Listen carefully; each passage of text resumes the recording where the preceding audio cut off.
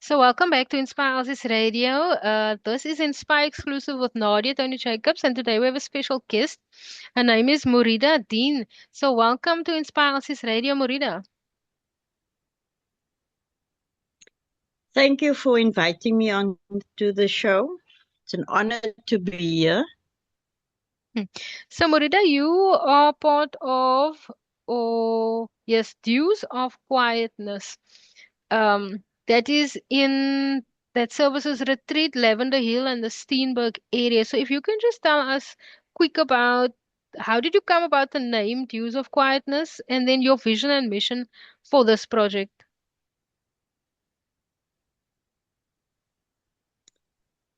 Okay, I started almost 30 years ago at Steenberg as a volunteer in the victim support room.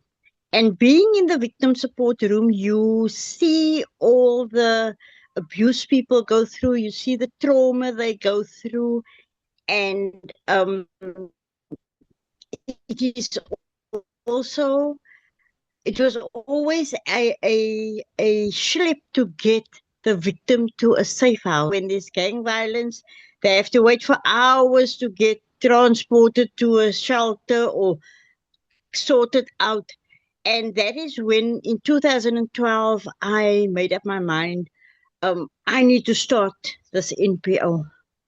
And not knowing what to name this NPO, I to name it Mia's Haven.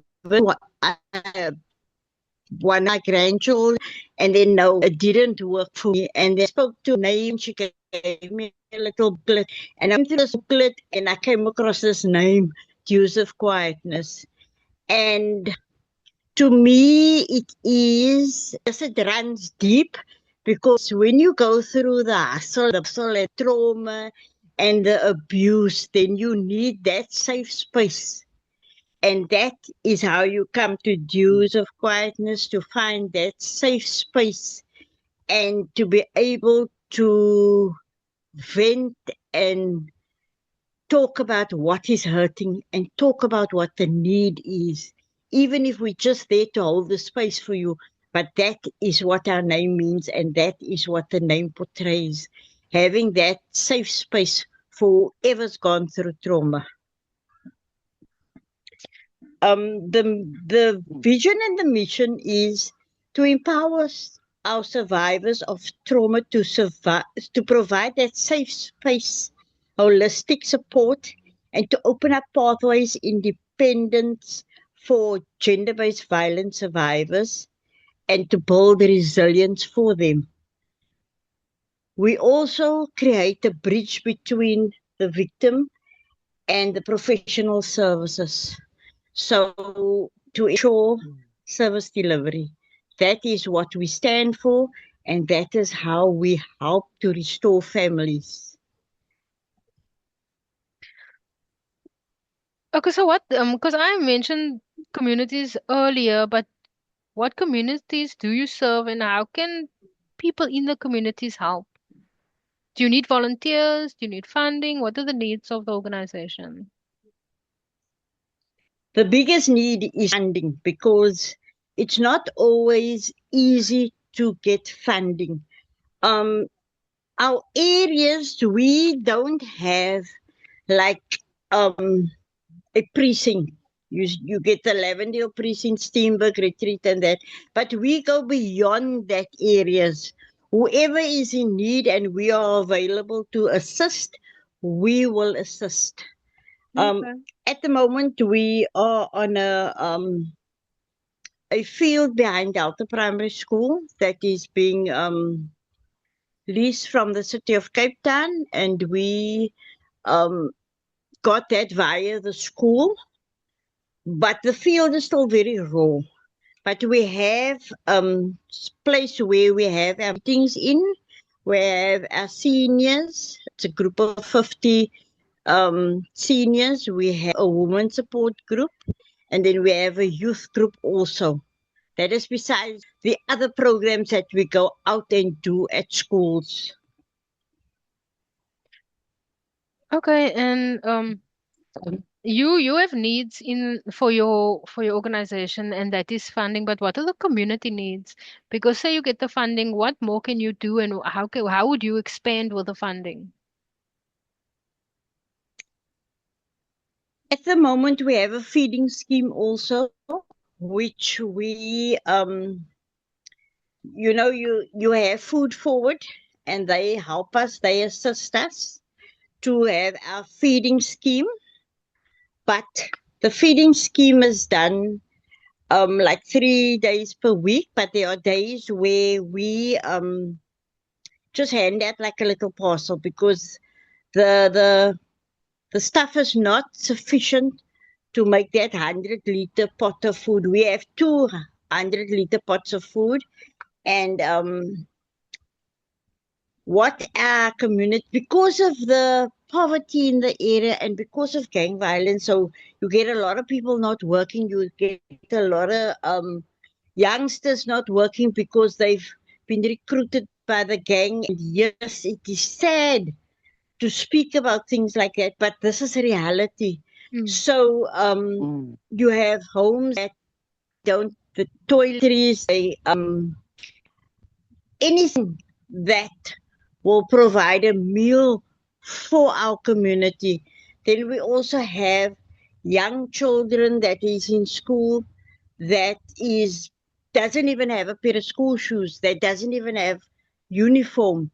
Things like that is needed. Anything that you can bring to help our community, we will appreciate. We will always um, say thank you. We will acknowledge whoever gives us something. Even if you want to come and put up a banner on the field because of what you do for us, we would appreciate any kind of assistance, even with technology like our laptop is packed up. There's quite a few things, but that is the need in the community.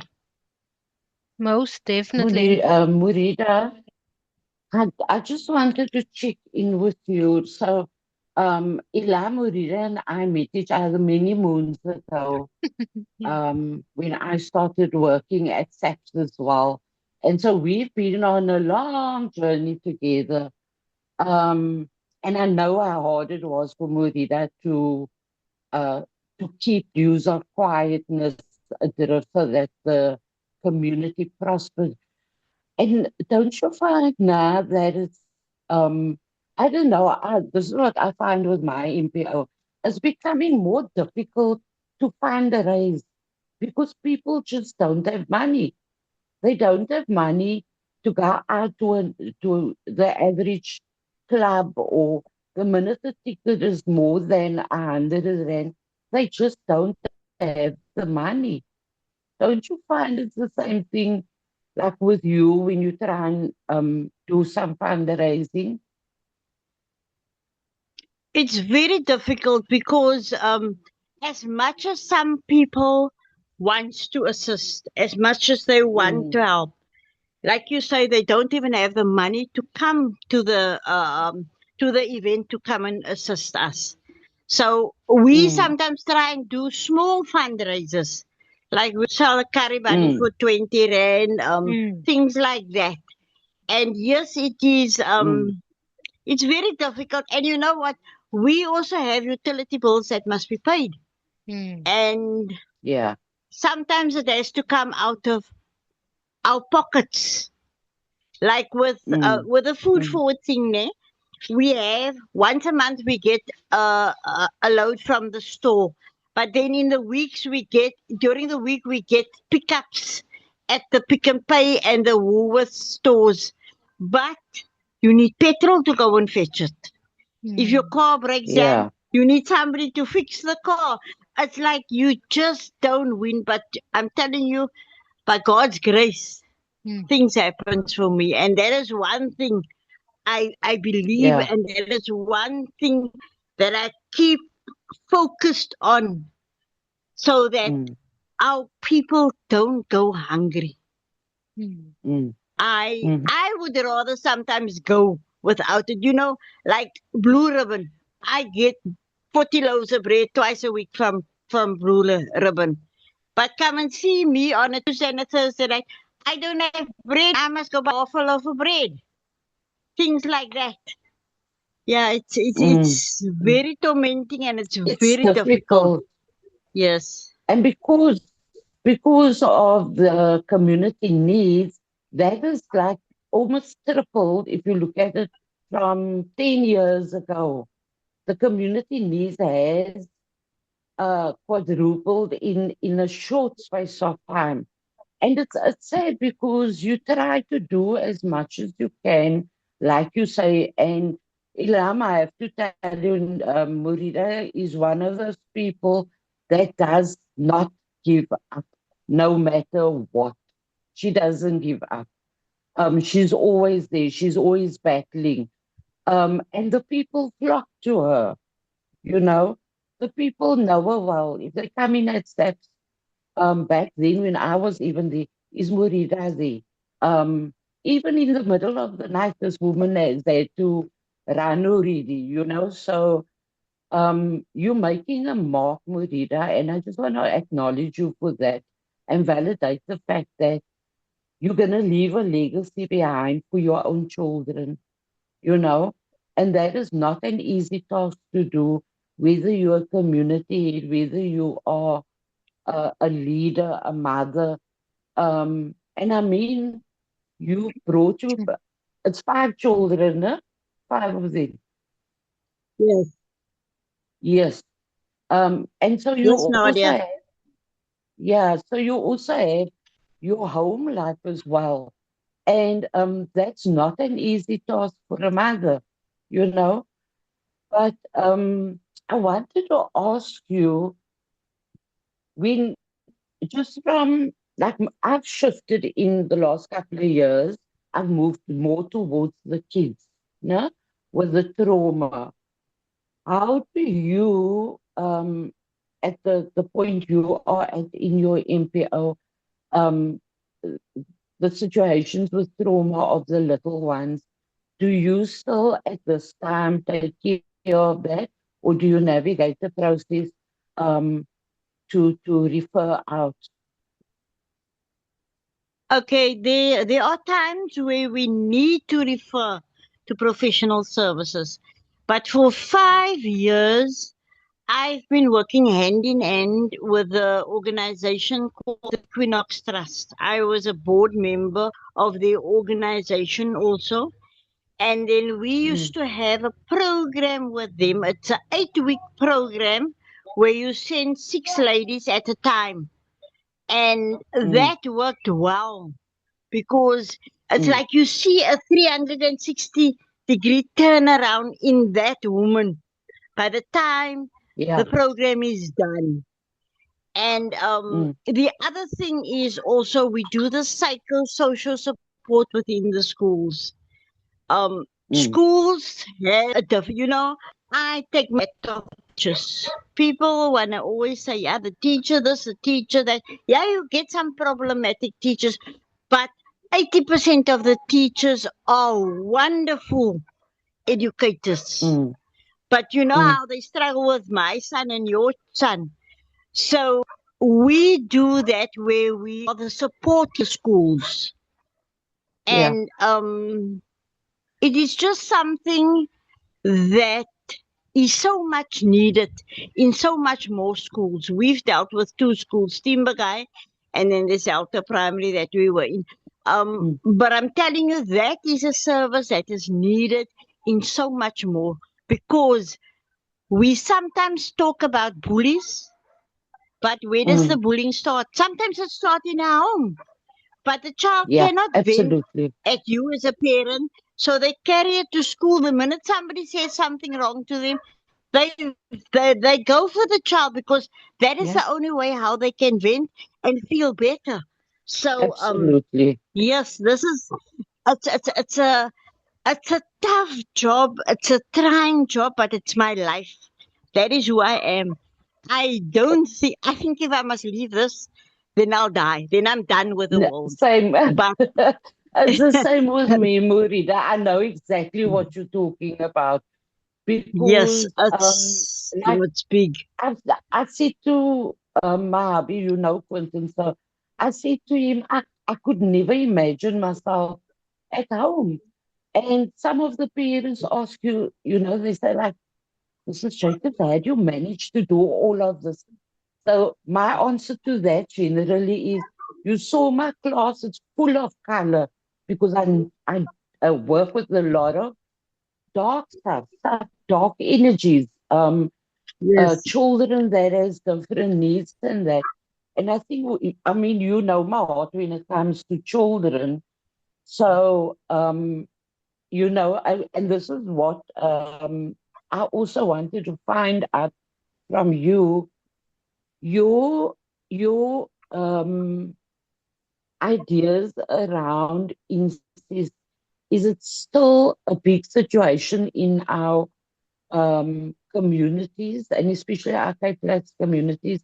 Is it still happening as much as it did 10 years ago? Because that's a topic nobody really wants to talk about. No, it's definitely there. It is definitely there. Like you say, it is something that we don't want to speak about. We don't want to address it. But you know, the poor child is the Mm. person that suffers so much. And poor Mm. child Mm. is so depressed because of the fact that I cannot speak to anybody because this he's going to hurt my mother. He's going to hurt my Yeah. sister also. So, Mm. yes, guys, that's a big thing. It is there. No matter how we look at it, it is still around. Yeah. Yeah. You know, I had an experience. Sorry, Ilham, this is it's just like my mind is now just focused on a couple of questions, and you know, I'm just remembering a particular case where it was um, and you probably have also had similar experiences.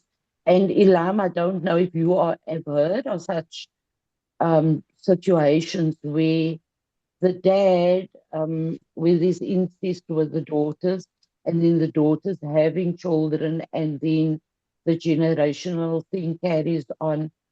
And I just remembered my last case like that, and this man having uh, three girl daughters.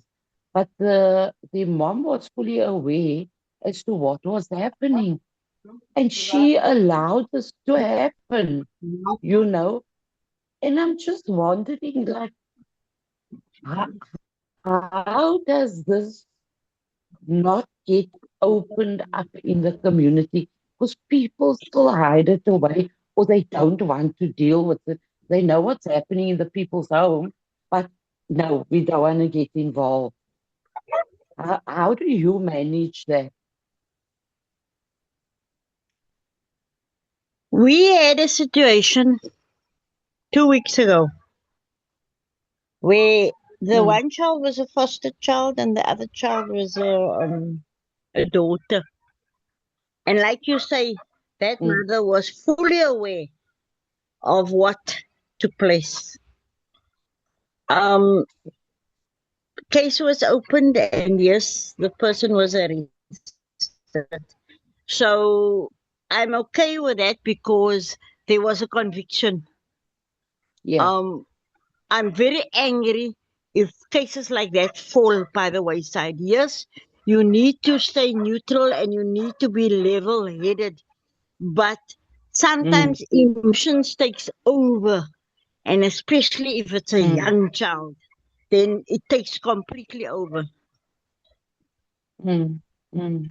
Nadia, if I can Yeah. just jump in here Ilham, quickly, over to when it you. comes to these cases now, Mm, what is, because you are a mindful practitioner and you understand psychology. What is the mm. mindset of a man when he does stuff like that? So, you know, you find a lot of men that is either narcissist or psychopath. Now, Oh. The psychopaths are the ones that will study, they will watch you, they will groom you, and especially when it comes to little children. So it's very much a mental thing. They use mental abuse first because they now need to groom you into being vulnerable. So that's what they start doing. For the person outside of a home, he will study. Let's say it's in a work environment and it's adults. They will also 3, 4 months will go by and they will just study you, and then like a wildcat, they will then pull their prey in. Mm. And the thing is with that is that most times in the beginning, the child cannot make sense of the fact, why is my daddy doing this to me? I love my father, but my father's doing that to me. So it's just the feeling of helplessness, the feeling of worthlessness. They don't know what to do. They don't know who to tell. They're too scared to tell. And obviously, there is also things like he or she, because it could be either male or female, he or she will threaten the child, but it will be from a mental perspective. So, so they mess around with your brain. That's what they literally do. They mess around with your brain that you will think, no, I deserve this, right? And this is where you find that women and girl children break down because um, these thinking processes, the average thinking processes, are now being broken down. And psychologically, the effects of it start happening at a very early age. But also remember, before that, if it is the father in the house and the mom is pregnant and the dad, look, the dad from a narcissist point of view, he's a narcissist, period. He, there's no signs beforehand. You're in a relationship with that man for 10 years and you don't know this is the narcissist you're dealing with. So he grooms, his intent is to groom and then go on and then move on to the rest of the cycles. Okay, because I was reading on Murida's Facebook page that they actually help perpetrators. So I want to ask Moeriedah, how does that process look? Because I know a lot of shelters and a lot of NPOs, they don't deal with the perpetrator. They only deal with the victim and they only help the women and the children. But your one specifically, Dews of Quietness, you help the perpetrator. So can you tell us a little bit about that? Like, how does that look? Does the perpetrator come in? Does he confess? Like, what does that look like? We will only work with the perpetrator. It allows us to work with him. And we not to help them to get away from the fact of what they did. We're going to help them to deal with the reason they went that way. Sometimes, you know, you Mm, have a victim that has been abused years back, but there was no yeah. counseling, nobody dealt with the situation. And then you get Mm, what they would say the victim becomes the perpetrator. mm, And mm, those are the kind of people that we will assist, but they need to give their cooperation. We need to see that the person wants to change, the person wants help, he needs help. But alongside the SEPs that the detective or whoever is busy with a case, we won't work without them informing them or them asking for help. Because I do the victim support, I'm the coordinator of the victim support room. They have close contact with me all the time. So they will call me and they will say, look, Moeriedah, here's somebody, but the person is asking for help. Then we will work with the person, but not every counselor. A counselor mm, that is trained to work with a person like that. Yes, to work Yeah, with that person.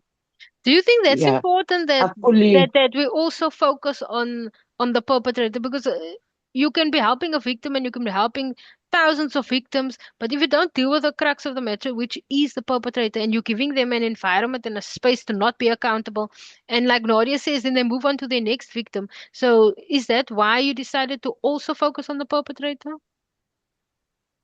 Definitely. Because there is a situation, and this is where domestic violence comes in. We don't look beyond what is in front of us. That child, that man perhaps grew up in a house where mm, domestic violence was the core of the day. mm, So if my dad did that, then it's right. Because mm, my dad is my mm, role model. mm. Yeah. So they start doing that. And then they get to a point where they feel there's no return. But you know what? If we save one or if we help one, Mm. we help the nation. We can't save everybody, but that one will make a difference in the community. You know, Moeriedah, and Ilhaam, and something just came to mind now. I had somebody that approached me one day and asked me if they can speak to me, but private sessions. And I said, yes, sure. And this person admitted that he was a perpetrator. Now, counselors have ethical boundaries and principles. So if the scenario had been changed and I work from the police station, it's a different thing. But when you sit in a one-on-one, so in a situation like that, it's like Rita says, you must know how to handle that person.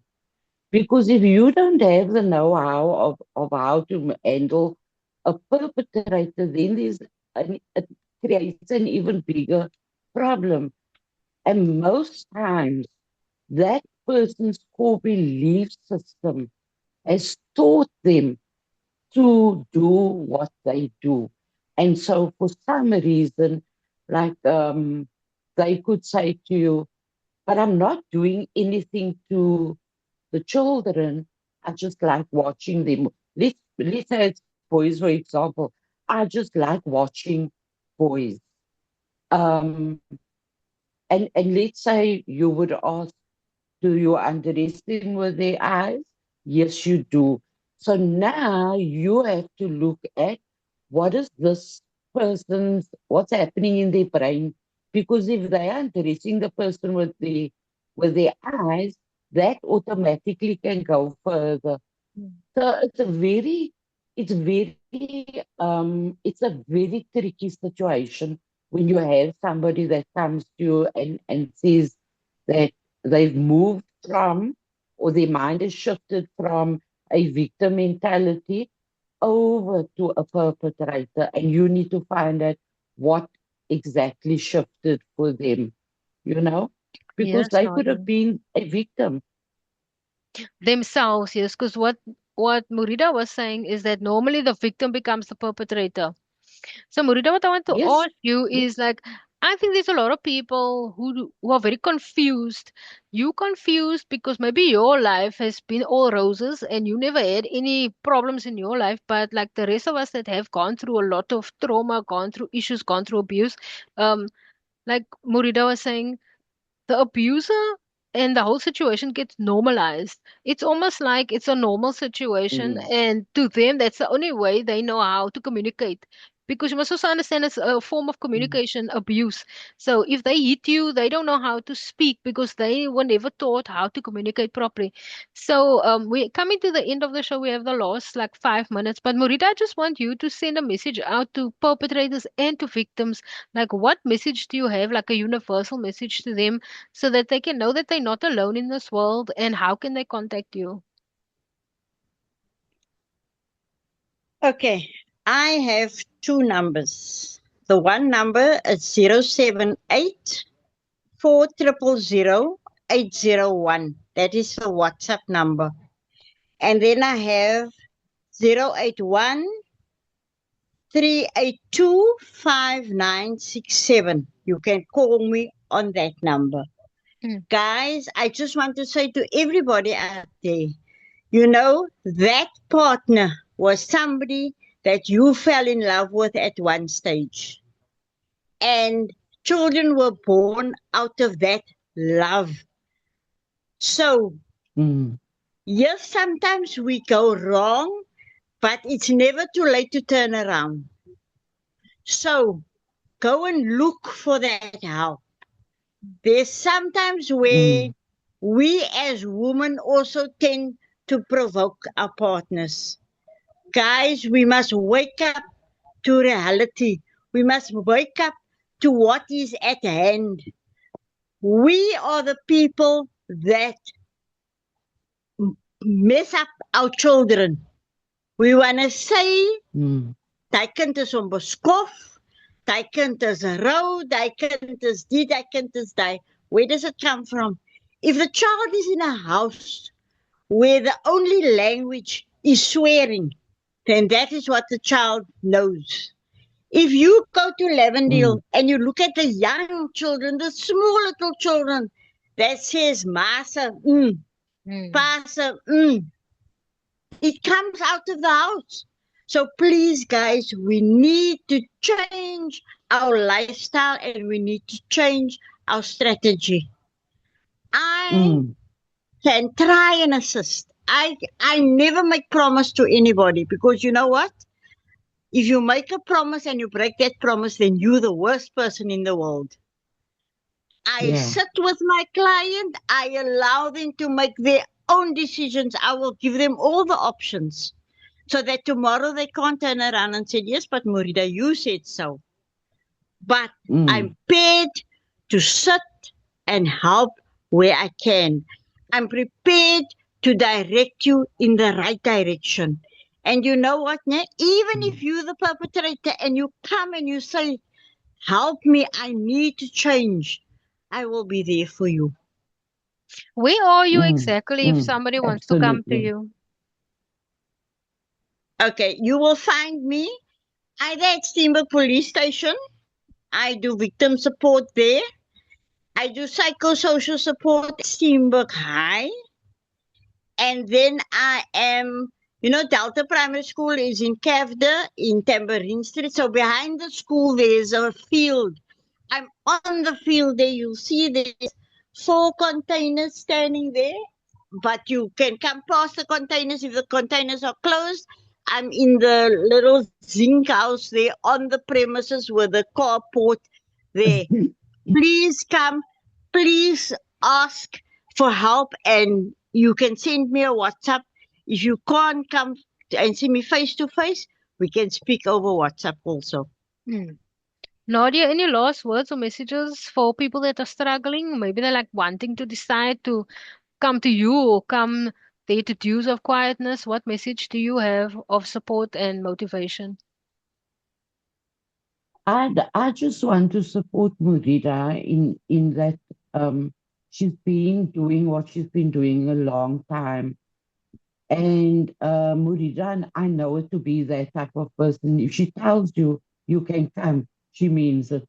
She's not just gonna say it. And I just want to validate her for that, and being the person that she is and putting in what she does into the community. Yeah, it's never too late. Oh, and I have to say this, Moeriedah, when you were speaking earlier on about sometimes you can't help everybody. With my module I've just launched on Saturday, the beginning of it says it starts with you. And the other thing Definitely. is each one, teach one. You take one hand, that one hand's going to touch 10 other hands.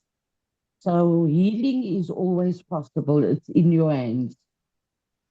Most definitely, we're at the end of our show now and the end of our time on Zoom.